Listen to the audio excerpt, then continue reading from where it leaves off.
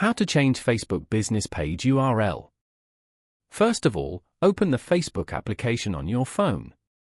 You will then be taken to the Facebook homepage.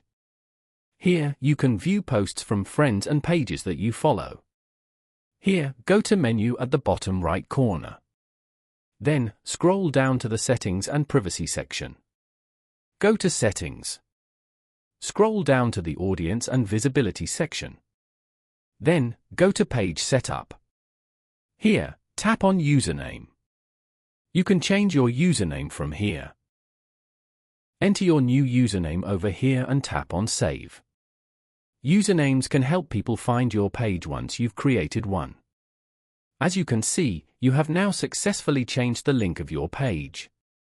Following these steps, you can easily change the Facebook business page URL. Thank you for watching.